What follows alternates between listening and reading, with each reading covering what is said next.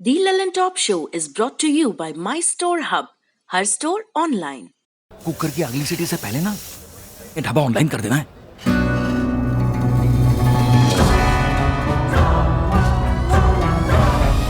हम हो गए ऑनलाइन। आ गया है माई स्टोर ऐप। ये किसी भी स्टोर को ऑनलाइन करे सिर्फ 15 सेकंड में। माई स्टोर, अब हर स्टोर ऑनलाइन।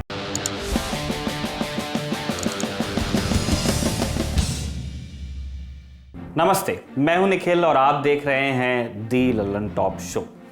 एक दावा किया जाता है, law and order Yogi Adityanath सरकार का सबसे बड़ा हासिल है।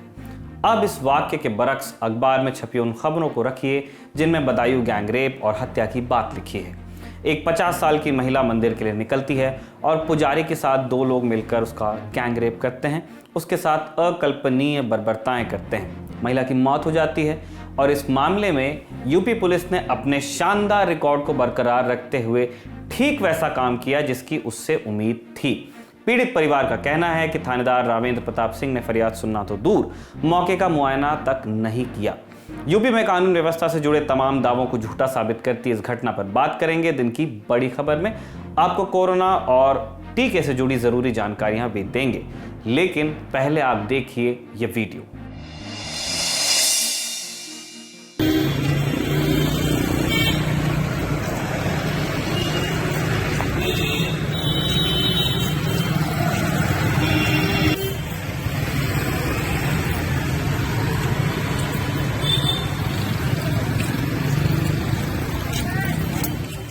बड़ा चौड़ा सीना करके ये बात दुनिया भर को बताई जाती है कि दुनिया में मध्याह्न भोजन की सबसे बड़ी परियोजना भारत में चलाई जाती है। स्कूल में जाने वाले बच्चों को रोजाना जिस संख्या में पोषण आहार भारत में दिया जाता है, वैसी दूसरी मिसाल पूरी दुनिया में कहीं नहीं है। भारत में खाना बनाना आज भी माँओं की जिम्मेदारी है, फिर वो घर का हो या किसी महान महत्वाकांक्षी योजनाओं का। किसी भाषण में ये सब बताया जाए तो 25 से कम बार इस बात को पावन या महान नहीं कहा जाएगा। लेकिन इस महान और पावन काम को कर रही महिलाएं किस हाल में हैं, ये आप इस वीडियो में देख पा रहे हैं। ये उसी मध्य प्रदेश के बैतूल जिले की महिलाएं हैं जहां भाजपा सरकार चला रहे शिवराज सिंह चौहान खुद को मामा कहलाते नहीं थकते। इस नाते सीएम साहब इन महिलाओं के भाई हुए।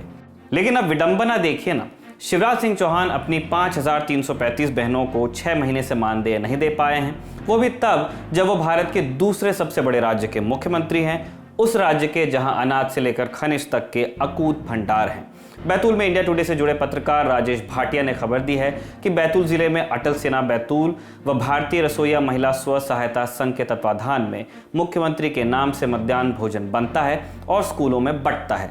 ये काम करने वाली 5335 महिलाओं को पिछले 6 महीनों से मानदेय नहीं मिला है, वो भी तब जब इन महिलाओं ने लॉकडाउन में एक गांव से दूसरे गांव तक जाकर बच्चों को घर घर राशन ले जाकर के दिया है। समूह ने अपने पास से भाड़ा लगाकर सोसाइटी से राशन भी लाया। आज भी इन महिलाओं से सरकारी स्कूल्स की साफ सफाई करवाई जा रही है। इस पूरे काम के बदले मिलने वाला मानदेय है कितना, ये भी आपको जानना चाहिए। भारतीय मुद्रा में कुल 65 रुपए रोज, 1950 रुपए माहवारी, और ये पैसा 6 महीनों से नहीं मिला है। सुनवाई नहीं हुई तो ये महिलाएं अपने गले में फांसी का फंदा डालकर बैतूल कलेक्टर के दफ्तर तक एक रैली की शक्ल में पहुंचती हैं और ज्ञापन देती हैं। महिलाएं तख्ती लिए हुई थी जिन पर लिखा था, भीख मांग कर देख लिया, अब फांसी लगाना बाकी है। ये भी सोचने वाली बात है कि जिन महिलाओं को 6 महीने से तनख्वाह नहीं मिली, उन्होंने कहां से संसाधन जुटाकर रैली निकाली होगी।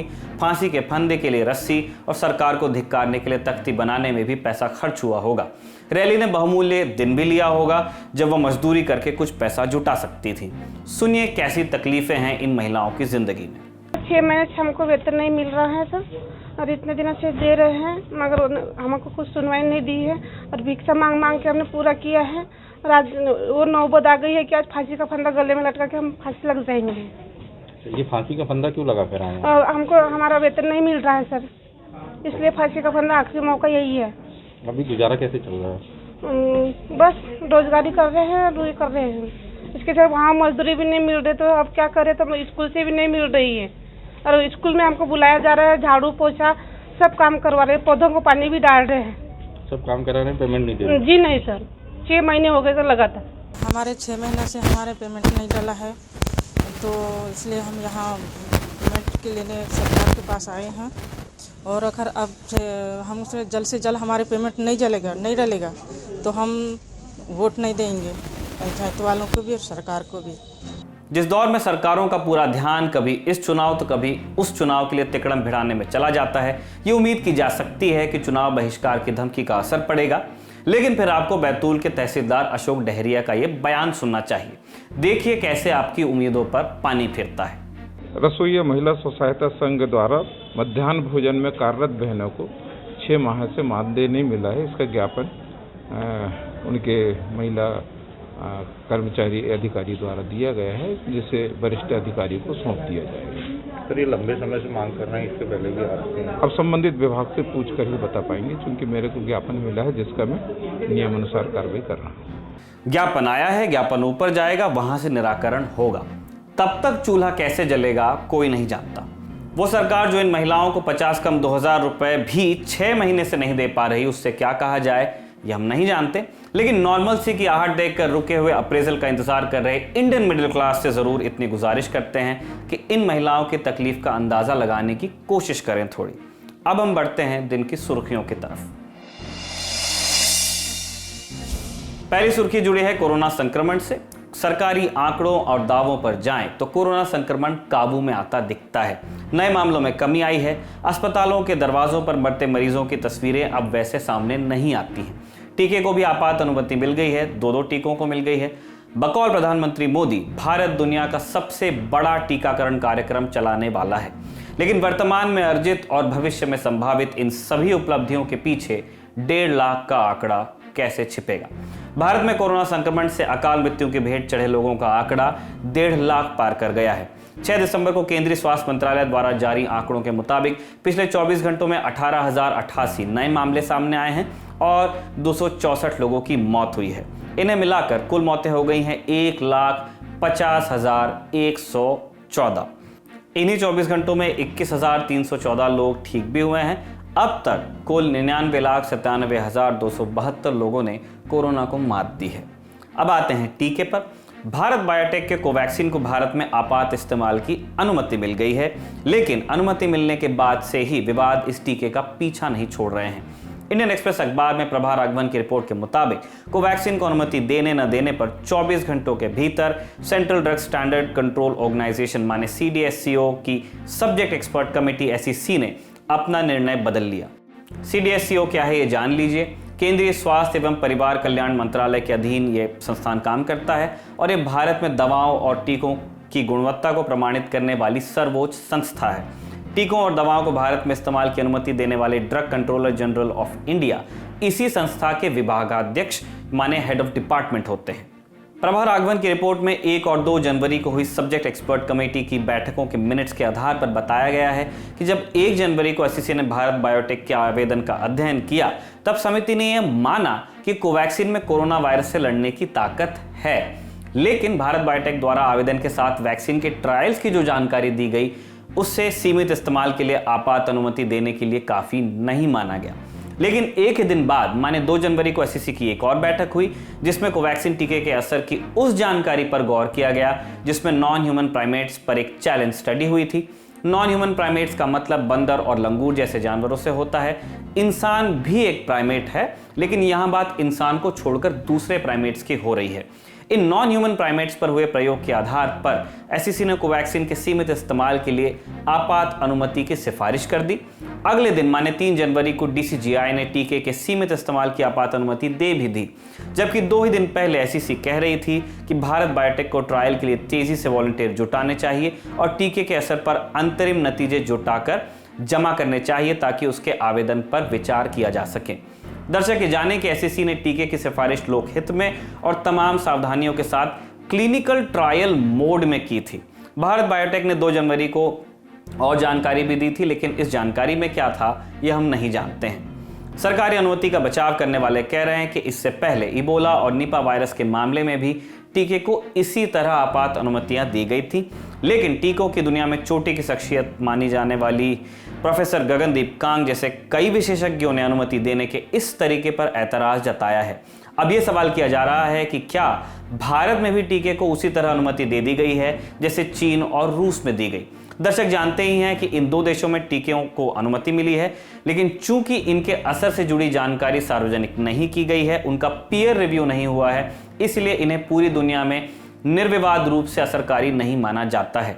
इन सारी बातों के सामने आने के बाद अब ये बहुत ज़रूरी हो गया है कि सरकार और भारत बायोटेक पहले देसी टीके को लेकर सारी बातें लोगों के सामने रखें, ताकि टीके को लेकर किसी भी तरह का संशय दूर हो। सुप्रीम कोर्ट में आज किसान आंदोलन के मामले पर फिर सुनवाई हुई। 6 जनवरी को भारत के मुख्य न्यायाधीश एस.ए. बोबड़े ने कहा कि आंदोलन को लेकर जमीनी हालात में कोई बदलाव नहीं हुआ है। केंद्र की तरफ से अटॉर्नी जनरल के वेणुगोपाल ने कहा कि अगर कृषि कानूनों को सर्वोच्च न्यायालय में मिली चुनौती पर केंद्र अभी अपना पक्ष रख देता है, तो इससे किसानों और सरकार के बीच चल रही बातचीत पर असर पड़ सकता है। सॉलिसिटर जनरल तुषार मेहता ने भी अदालत से आग्रह किया कि 8 जनवरी की सुनवाई से कृषि कानूनों को बाहर रखा जाए। फिलहाल सरकार और किसानों की बातचीत एक अच्छे माहौल में चल रही है।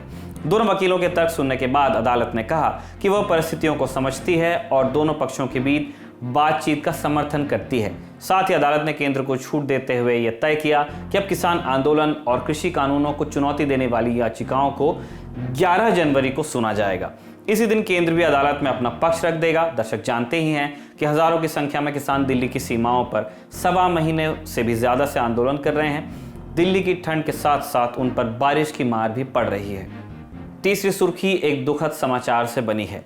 ओडिशा के राउरकेला इस्पात संयंत्र में 6 जनवरी की सुबह जहरीली गैस के रिसाव से 4 कर्मचारियों की मौत हो गई और कम से कम 6 गंभीर रूप से बीमार हैं। इनका इलाज इस्पात जनरल अस्पताल में चल रहा है। मृतकों ने इसी अस्पताल में इलाज के दौरान दम तोड़ा। इस मामले में जांच के आदेश दे दिए गए हैं। शुरुआती जानकारी के मुताबिक हताहत कर्मचारी कोल केमिकल यूनिट में मेंटेनेंस का काम कर रहे थे। चौथी और आखिरी सुर्खी उत्तर प्रदेश के गाजियाबाद के मुरादनगर में श्मशान घाट के हादसे से जुड़ी है। गाजियाबाद पुलिस अब गिरफ्तार 4 आरोपियों के खिलाफ राष्ट्रीय सुरक्षा कानून NSA के तहत कार्रवाई करने के लिए सबूत इकट्ठा कर रही है। कॉन्ट्रैक्टर अजय त्यागी ने पूछताछ में भ्रष्टाचार की बात कबूल ली है। सूत्रों का दावा है कि उसने अधिकारियों को कमीशन देने की बात भी कही है। उधर इंडिया टुडे की एक रिपोर्ट के मुताबिक मुरादनगर के ही रहने वाले एक शख्स महंत विजय पाल ने जून और जुलाई 2020 में श्मशान घाट के निर्माण में इस्तेमाल हो रही घटिया सामान और घोटाले की शिकायत गाजियाबाद के डीएम से की थी।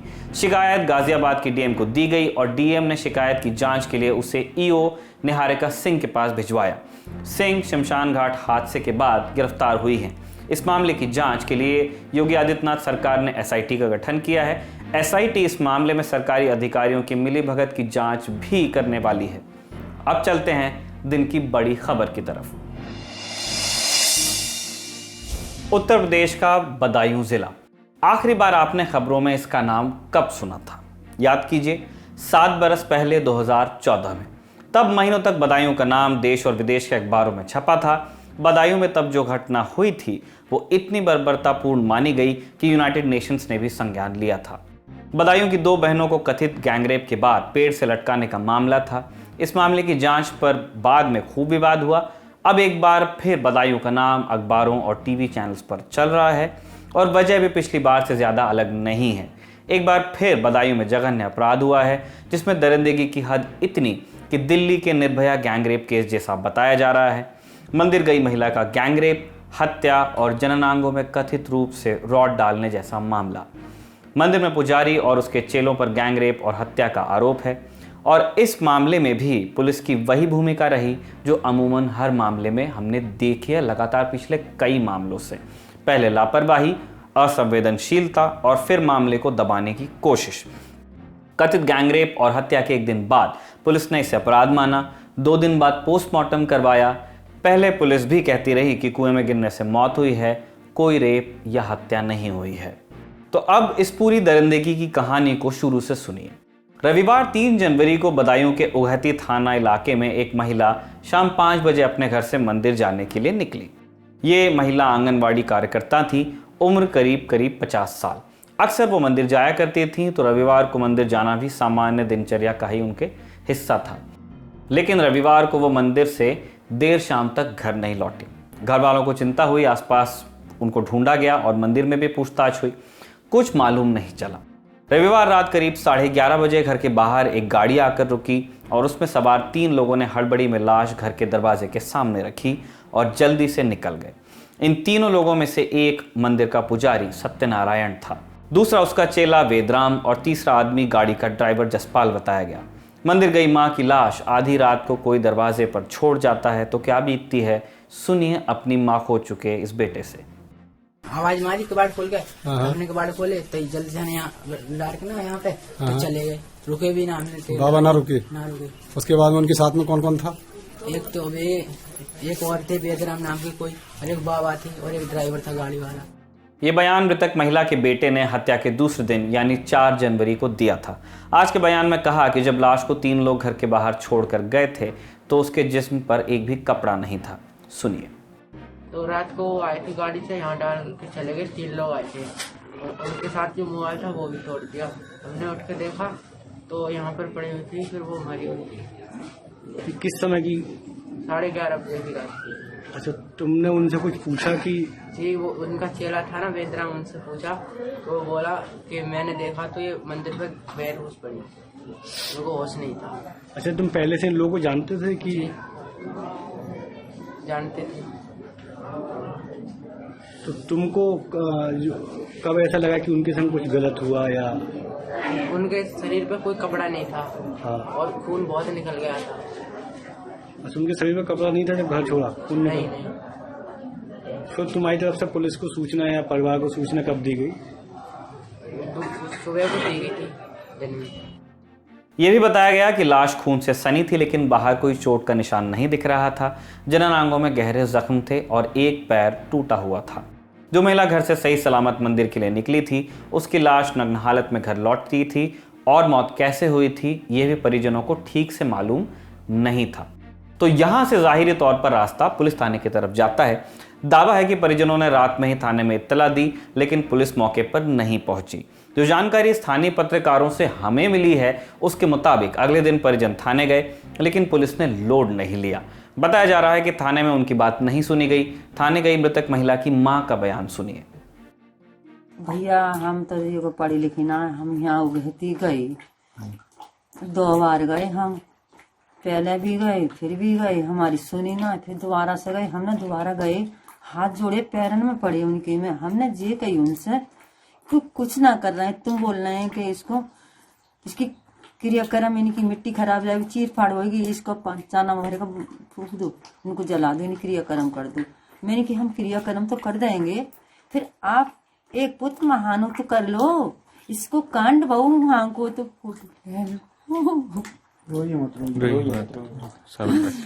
इसकी लड़की की इतनी चोट डाली है, उसको तो महानो कर।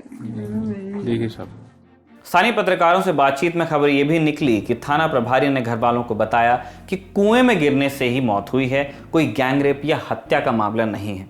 हालांकि मामला बढ़ता देखकर पुलिस ने घर वालों की तहरीर पर मंदिर के पुजारी सत्यनारायण, चेला वेदराम और ड्राइवर जसपाल के खिलाफ रेप और हत्या की धाराओं में केस दर्ज किया, लेकिन पुलिस ने फिर भी लाश का पोस्टमार्टम करने में जल्दी नहीं दिखाई।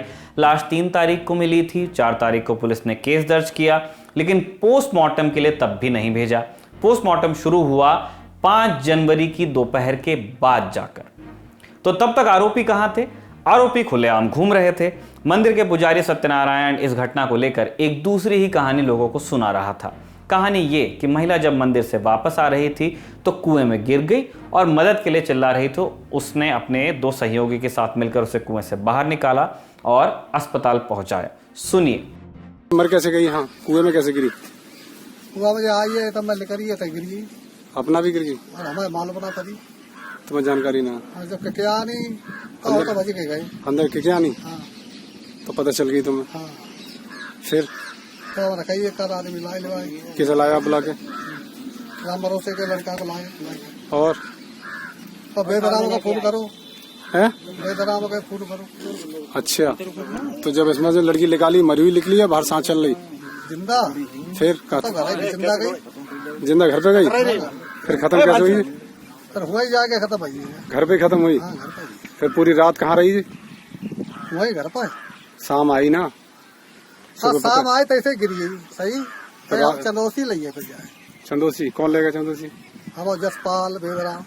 अच्छा, फिर वो लौटा के तो फिर घर करेगी लाएगी। अच्छा, और कोई मामला तो ना बाबा? ना, और कोई मामला नहीं है, सत्य बोल रहा है।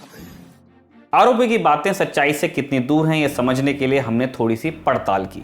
मंदिर के पास एक कुआं है, लेकिन यह कुआं सूखा है जिसे अब इस्तेमाल नहीं किया जाता है। मंदिर का आरोपी पुजारी कह रहा है कि महिला उस कुएं में गिर गई थी। अब एक बार को मान लेते हैं कि आरोपी ठीक बता रहा है, लेकिन अगर महिला कुएं में गिरी भी होंगी तो किसी की भी पहली प्राथमिकता होती उन्हें कुएं से बाहर निकालना और दूसरी होती उनके घर वालों को इत्तला करना और फिर उन्हें अस्पताल ले जाना। पुजारी की तरफ से घर वालों को कोई खबर नहीं दी गई और वो महिला को कथित रूप से चंदौसी के अस्पताल में लेकर गया। चंदौसी बदायूं के बगल के जिले संभल में पड़ता है और जहां ये घटना हुई वहां से तकरीबन 50 किलोमीटर दूर है। कितनी भी तेज गाड़ी चलाएंगे, कम से कम 1 घंटे का रन। हमारे स्थानीय संवाददाता से हमें यह जानकारी मिली कि पुलिस ने यह बात कंफर्म कर ली है कि महिला को वाकई चंदौसी के अस्पताल ले जाया गया था, लेकिन आरोपी के इन दावों की कड़ी नहीं जुड़ रही है। आरोपी महिला को अस्पताल लेकर गए, लेकिन इलाज क्यों नहीं करवाया? आरोपी कह रहे हैं कि जब महिला को रात में घर छोड़ा था तब वो जिंदा थी, जबकि घर वाले कह रहे हैं कि उनकी लाश छोड़कर आरोपी भागे थे तो वो निर्वस्त्र थी।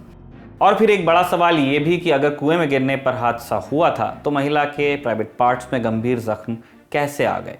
इन सारी बातों से होते हुए बात फिर घूमकर पुलिस पर ही आ जाती है। अब आप हमारी पुलिस की थोड़ी सी मानसिकता समझने की कोशिश कीजिए। UP police to be precise. एक तरफ घर वाले कह रहे थे कि महिला का रेप और हत्या हुई है और दूसरी तरफ आरोपी कह रहा था कि कुएं में गिरने से मौत हुई है। विडंबना देखिए कि पुलिस का आरोपी की बातों पर ज्यादा यकीन रहता है और सिर्फ उगैती थानाध्यक्ष राघवेंद्र प्रताप सिंह ही नहीं, जिले का पुलिस कप्तान यानी कि एसएसपी संकल्प शर्मा भी ये कहते हैं कि प्राइमा फेसी यानी कि प्रथम दृष्टया कुएं में गिरने से मौत हुई है। उनकी भाषा में, उनके शब्दों में सुनिए। ये बदायूं जनपद में थाना उगैती क्षेत्र का मामला है, जिसमें एक 50 वर्षीय महिला की संदिग्ध परिस्थितियों में मृत्यु हुई है। परिजनों द्वारा और अन्य लोगों द्वारा जो पुलिस को बयान दिए गए हैं, उनके आधार पर प्रथम दृष्टया यह मामला सूखे कुएं में गिरकर महिला की मौत का लग रहा है, परंतु शव को पोस्टमार्टम के लिए भिजवा दिया गया है और जांच की जा रही है। जो भी तथ्य आएंगे उनके आधार पर आगे कार्यवाही की जाएगी। एक थानेदार आरोपी की बात को पुख्ता करता है, जिले का एसएसपी उसी की बात को सही मानता है। देश के ज्यादातर मामलों में ऐसा ही होता होगा कि जब तक वो केस हाईलाइट ना हो जाए, अखबारों की सुर्खियां ना बन जाए, तब तक के पुलिस हरकत में नहीं आती है। ये केस भी जब मीडिया में आया तो पुलिस ने फुर्ती दिखाने की कोशिश की। घटना के तीसरे दिन पोस्टमार्टम हुआ और रिपोर्ट में क्या आया, सीएमओ साहब से सुनिए। पोस्टमार्टम रिपोर्ट में जो फाइंडिंग्स आई हैं, उसमें जो है उसके हाथ पर और कूल्हे पर एक तो घिसड़ के निशान थे और एक जो पैर है, पैर में उसके फ्रैक्चर था और एक 7th रिब है, उसमें उसके फ्रैक्चर था और उसके प्राइवेट पार्ट्स में जो है टीयर्स थे, जिसकी वजह से ब्लीडिंग हुई उसमें, और जो रिब फ्रैक्चर हुई उसकी वजह से उसके इंटरनल ब्लीडिंग हुई। ब्लीडिंग ज़्यादा होने से भी वो शॉक में गया पेशेंट और उसके बाद उसकी डेथ हो गई। यही है कि ब्लीडिंग और शॉक। सर, क्या वो कुछ टाइम कंफर्म हो पाया कि डेथ का टाइम क्या होगा? उसमें जो उन्होंने दिया है आधा सा 1 दिन जो पोस्टमार्टम रिपोर्ट में। सर, वो उसका किस पैर में फ्रैक्चर हुआ, राइट लेफ्ट? ये तो पोस्टमार्टम रिपोर्ट में ही देख के बताया जा सकता है। अच्छा, मेन चीज ये है कि पैर में एक की महिला के संग जो रेप हुआ वो कितना ब्रूटल है, या उसके वेजिना पार्ट पे जैसा आपका इंजरी है, वो कितनी इंजरी डेप्थ है उसकी? नहीं, ये तो नहीं, इसमें ये तो जो पोस्टमार्टम डॉक्टर ने किया है वही बता पाएगा इतना, लेकिन जो इंजरी आई है वो उसके प्राइवेट पार्ट्स पर है, एनएस पे है और वेजिना पर है। क्या पोस्टमार्टम में कुछ ऐसा मेंशन किया गया कि उसके प्राइवेट पार्ट्स में कुछ इंसर्ट करने का ऐसा कोई कोशिश की गई हो? ऐसा नहीं। जननांगों में गंभीर चोट और शरीर के और भी कई हिस्सों में चोट, ज्यादा खून बहने और शॉक को cause of death postmortem report में माना गया है। मेडिकल रिपोर्ट के बाद बदायूं के पुलिस कप्तान साहब के बयानात भी बदल गए। पहले इन्होंने मामले को कुएं में गिरकर मौत का बताया था, अब क्या कह रहे हैं सुनिए। देखिए, घटनास्थल का निरीक्षण मैंने कर लिया है और मोटे मोटे तौर पर जो पोस्टमार्टम रिपोर्ट और जो परिजनों की तहरीर है उसके आधार पे 376 और 302 का मैटर ये लग रहा है। उसके आगे जो है इन्वेस्टिगेशन चल रही है। जैसे जैसे जो भी चीज़ें और इन्वेस्टिगेशंस के दौरान सामने आएंगी वो आपके सामने लाएंगे। तो शुरुआत में ये आ रहा था कि कुएं में गिर गई है, ऐसी बात सामने आई थी, वो सर इशू है? देखिए, ये इन्वेस्टिगेशन का इशू है और जैसे ही कल्प्रिट्स की गिरफ्तारी होती है और अन्य अगर हमें कोई स्टेटमेंट्स मिलते हैं गवाहों के बयान होंगे तो उससे जो है ये सारी चीज़ें भी क्लियर हो जाए।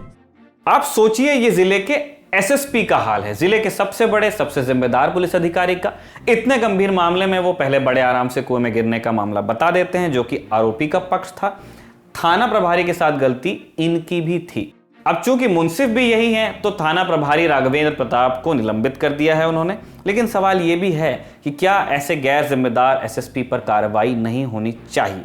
एक और बात इस बयान में एसएसपी कह रहे हैं, परिवार वालों ने लिखित में शिकायत नहीं दी थी। ये बात भी सुनिए।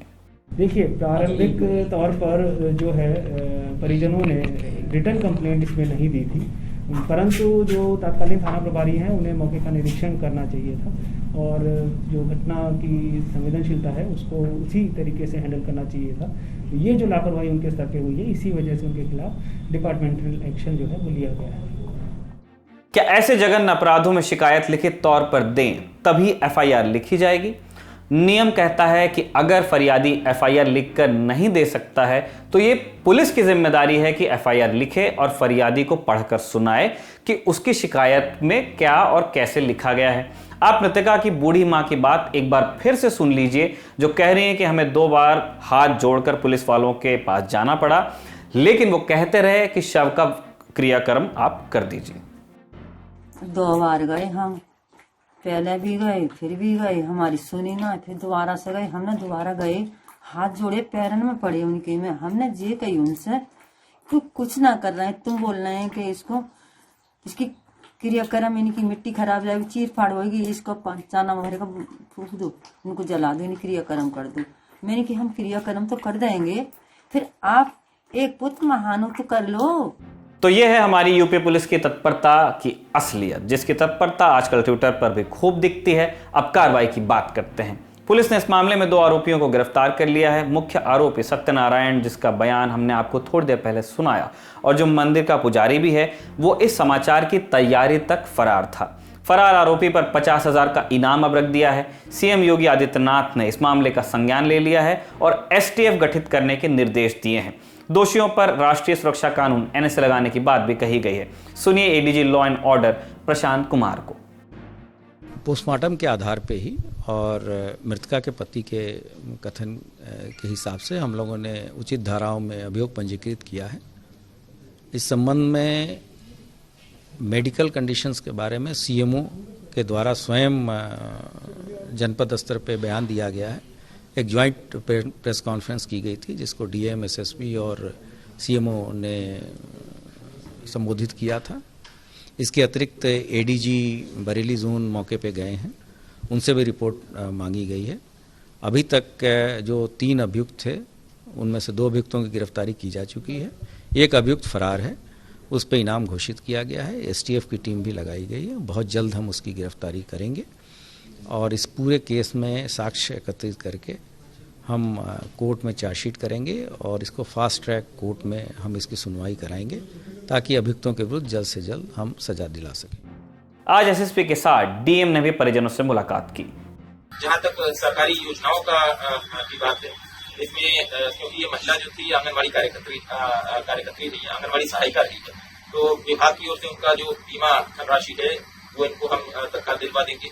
कन्या सुमंगला योजना के अंतर्गत उसकी 2 बेटियां हैं अभी, जिनका विवाह नहीं हुआ है, उनका पंजीकरण करवा रहे हैं। पारिवारिक लाभ योजना थी, क्योंकि कमाऊ सदस्य थी, इनकी मृत्यु हो गई है, तो वहाँ से हम लाभ दिलवा दें। इसके अलावा रानी लक्ष्मीबाई सम्मान कोष से 10 लाख रुपए का अनुदान होता है, उसका हमने रजिस्ट्री करवा दी है, रजिस्ट्रेशन करवा दिया है, वो लाभ दिलवा देंगे। इस मामले में कई और तरह की बातें भी चल रही हैं, जैसे मंदिर के अंदर गैंग रेप या पुजारी के रेप करने की बातें, या फिर जननांगों में रॉड डालने की बात। इस तरह की बातों को सही या गलत कहने के लिए हमारे पास फिलहाल कोई तथ्य नहीं है, इसलिए हम इन बातों को ना कंफर्म कर रहे हैं ना डिनाई कर रहे हैं। इस मामले पर हमने बदायूं में हमारे आज तक के सहयोगी अंकुर चतुर्वेदी से भी बात की है, जो शुरू से ये केस करीब से फॉलो कर रहे हैं। सुनिए अंकुर की बात। इस घटना को मंडे से फॉलो कर रहे हैं। मंडे को हमारे पास एक इंफॉर्मेशन आई थी कि एक महिला कुएं में गिरी हुई मिली है और संदिग्ध मौत उसकी लग रही है। एक जनरल इंफॉर्मेशन थी, तो उसी तरीके से हम लोगों ने भी उसको एक कह सकते हैं लाइट वे में फॉलो किया, लेकिन हमने जितना लाइट लिया उससे ज्यादा लाइट शायद पुलिस ने ले लिया। जब पीड़ित परिवार इस घटना की जानकारी लेके, जो कि घटना संडे की रात हो चुकी थी, जब मंडे को सुबह थाने पहुंचे तो पूरे थाने में उनको कोई भी नहीं मिला। एक्चुअल में उस दिन उसी थाने क्षेत्र में एक दूसरा इंसिडेंट हो गया था, तो पूरी पुलिस फोर्स और मैं एसएचओ उस घटना में उनका फोकस ज्यादा था।